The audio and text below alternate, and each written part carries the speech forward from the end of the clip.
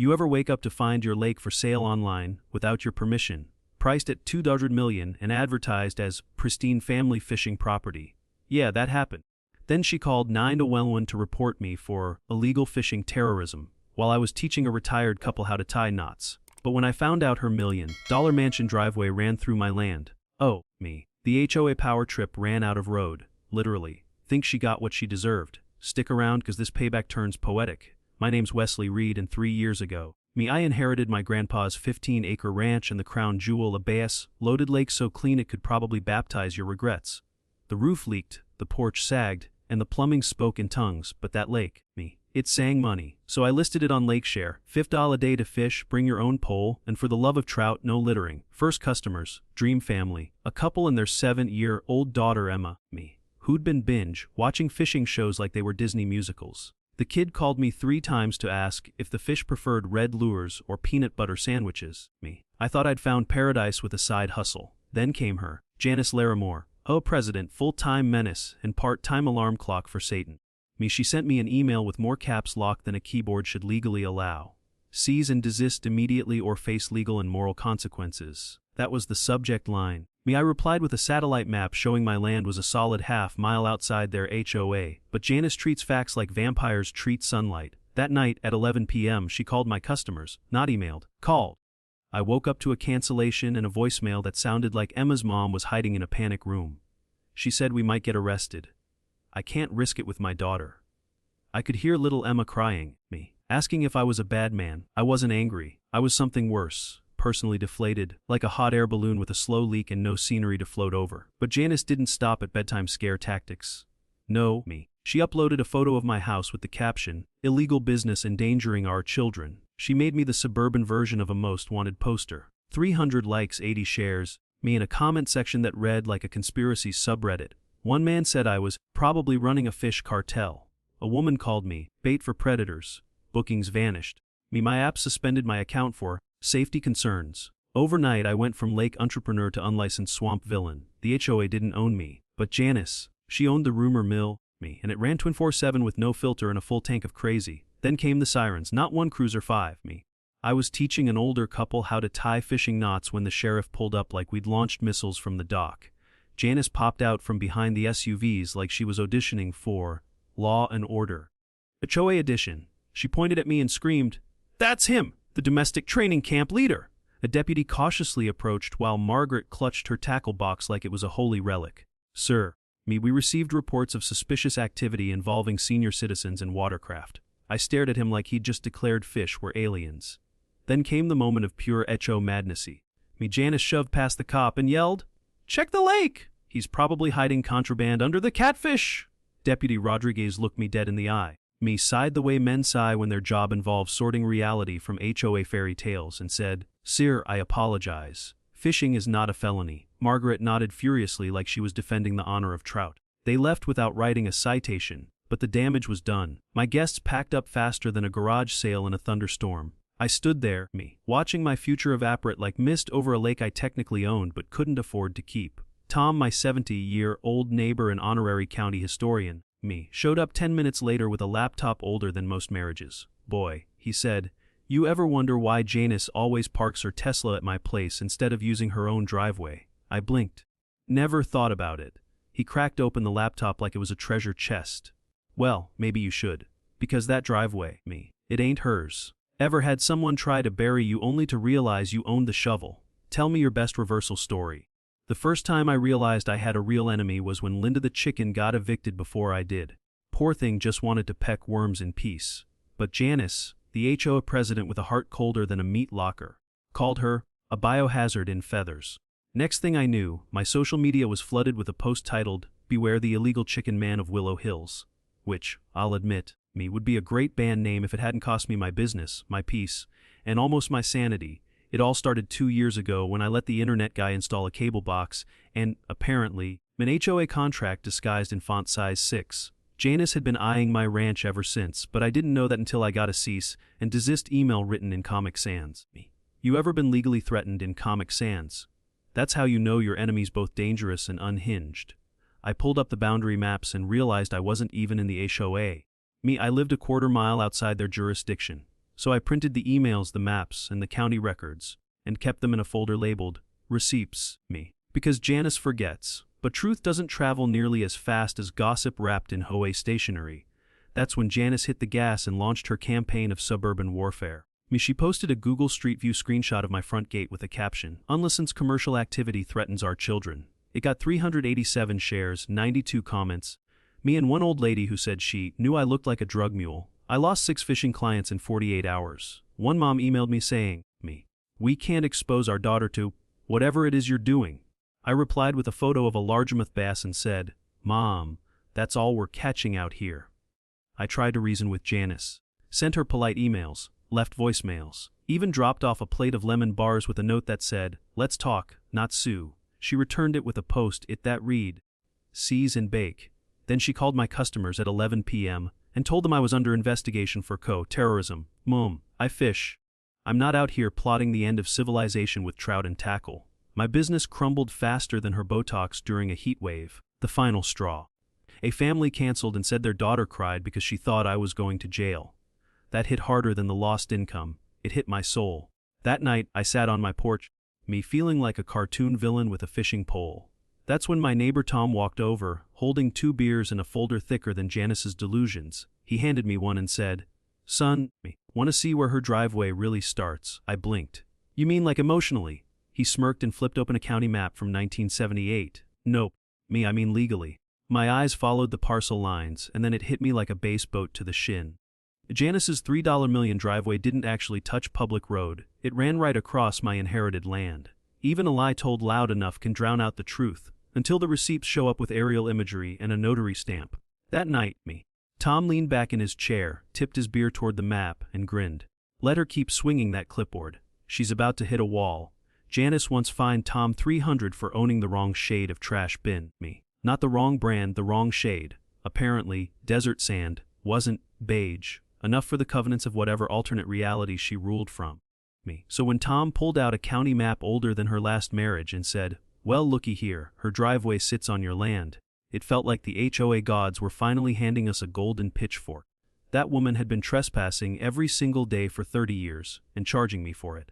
Tom called it driveway gate, which was rich considering the gate she drove past belonged to me. Her Tesla's tires touched my gravel every morning at 7:13 a.m. like clockwork, humming across my inheritance like it was a public runway. I didn't get mad. I got evidence. 3 trail cams later, I had 16 high-def videos of her morning trespass parade. One even caught her yelling at a squirrel. Get out of the road, you hairy menace!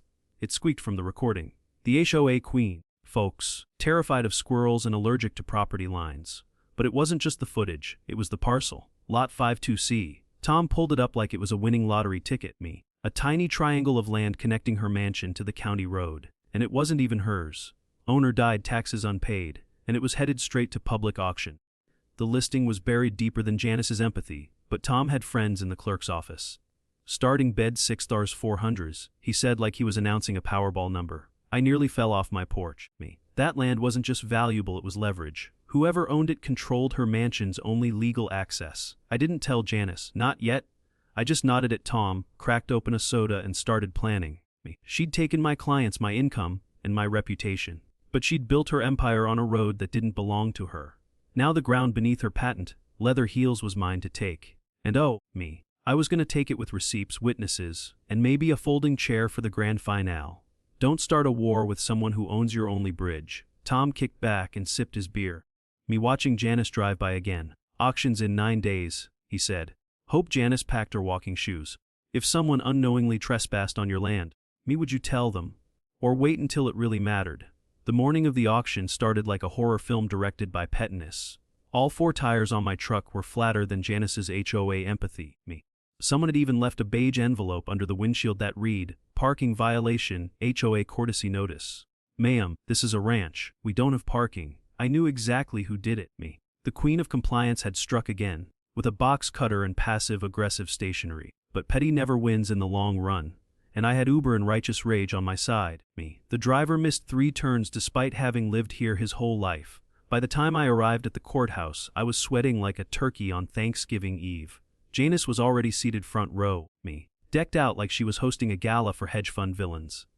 3 bodyguard-looking dudes and 1 smug lawyer whispered behind her like they were plotting a villain origin sequel. She spotted me, sneered me and said, loud enough for row 5 to hear, "Looks like someone forgot their calm and their common sense." Auction started slow. A few foreclosed sheds, 2 swampy lots, me and someone's haunted chicken coop went up first. Then came lot 52C, my land key. The courtroom tensed like it could smell drama. Me. Janice's muscle raised their paddles with all the enthusiasm of henchmen trying to earn a bonus. I stayed quiet until it hit 90 or $100.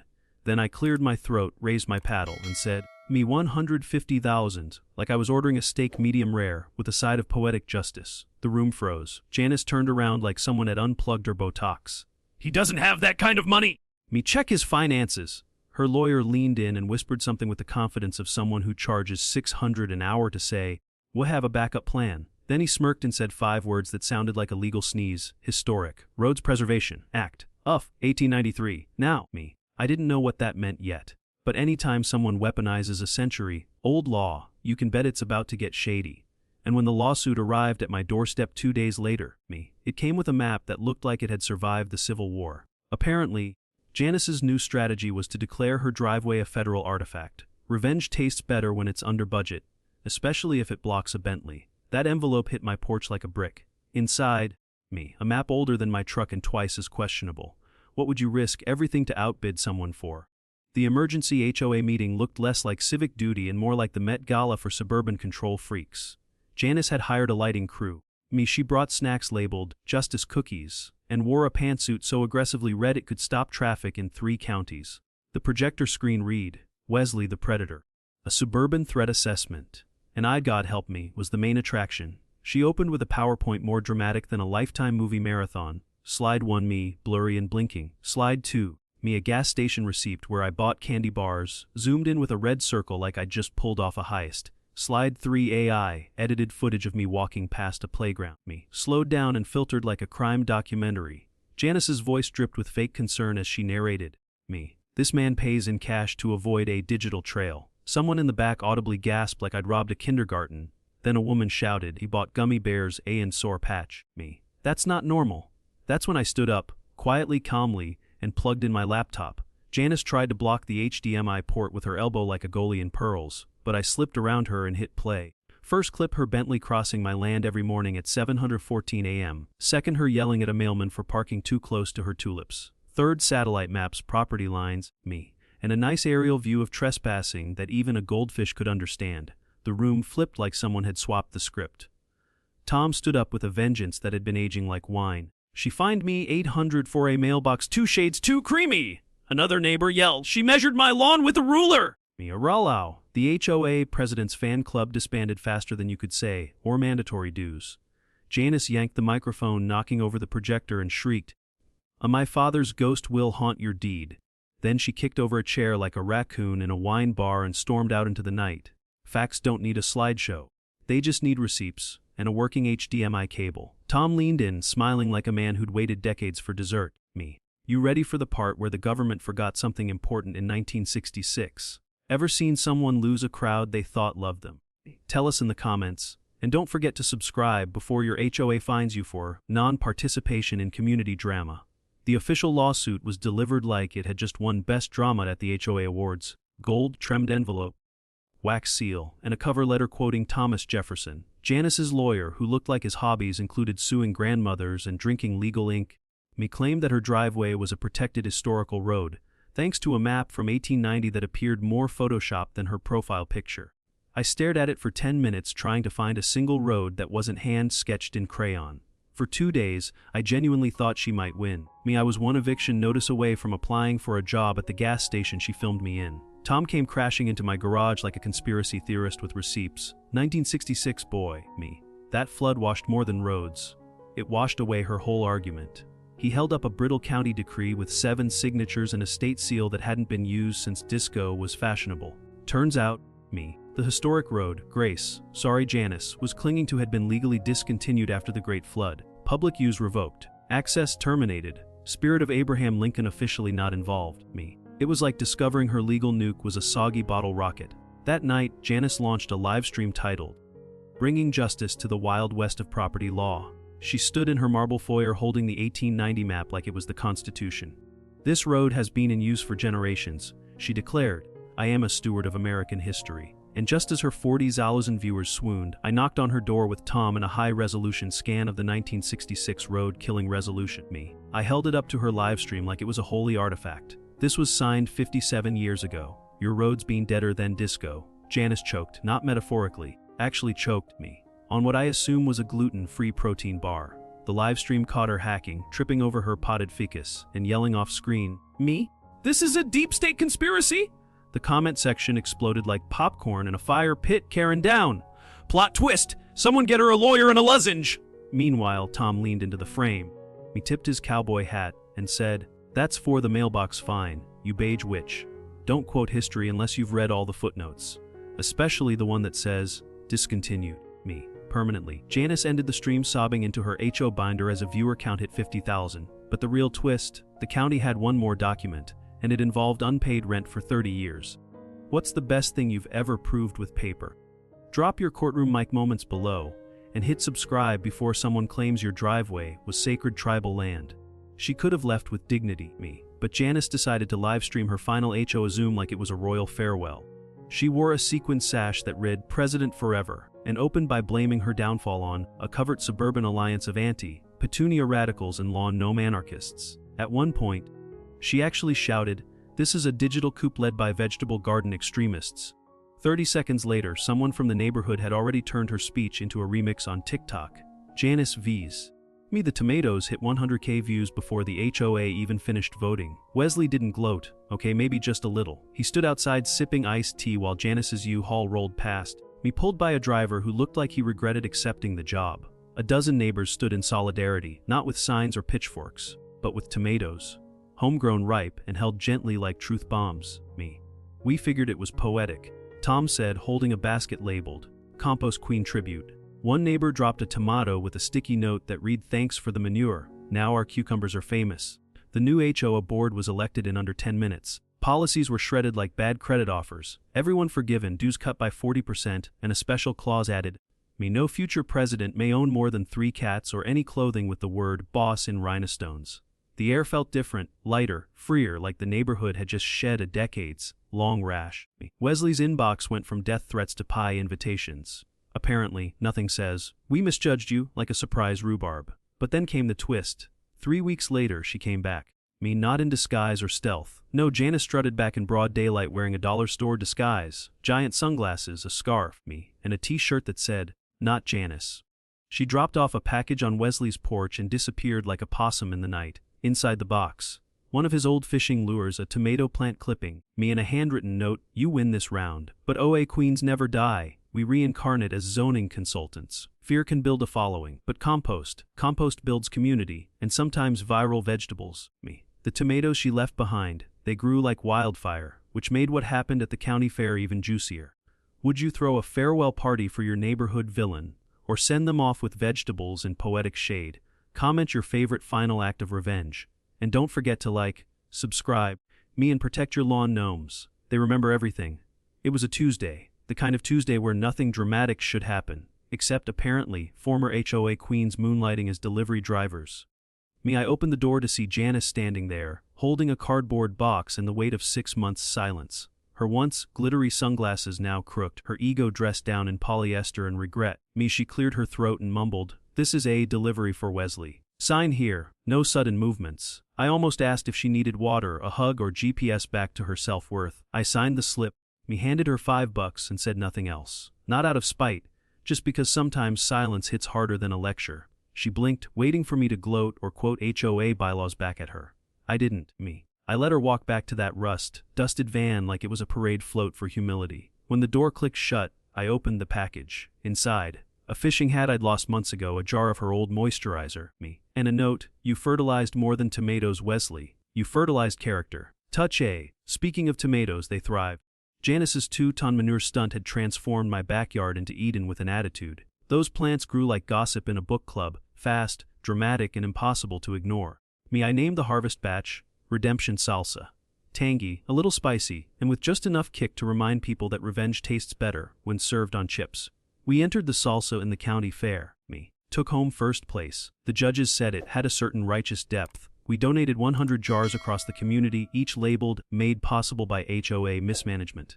Thank you for your service, me. Janice. Tom nearly cried laughing. Kids at the community center thought it was a prank. But I wasn't mocking her.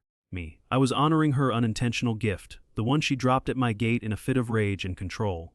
Without her manure, literally and figuratively, I'd never have tasted this particular kind of victory. Me, it wasn't about tomatoes. It was about reclaiming the narrative, spicy, savory, and sealed in glass. And that was the end of it, not with a lawsuit, not with a victory lap, but with a jar of salsa, a faded uniform and a quiet look that said, maybe I got it all wrong. See, this wasn't just about land or gates or HOA fines. This was about dignity, about how you hold the line without losing your soul. Me. Janice came in swinging with fines, fear, and fertilizer. I came back with receipts, restraint, and Roma tomatoes. In the end, I didn't beat her. I composted her chaos into legacy, and that's the lesson. Sometimes your enemies bring the manure, but you decide if it becomes a mess or a harvest. Because grace ain't weakness. Me, it's the loudest flex there is. So if this story hit you somewhere between, I've been there, and I wish I had the guts, do me a favor, like this video. Leave a comment below, especially if you've got your own Karen story, and subscribe because we've got more HOA drama, poetic justice, me and redemption arcs coming that'll make your neighbor's leaf blower look like a lullaby. Until next time, keep your fences legal, your salsa spicy, and your karma composted.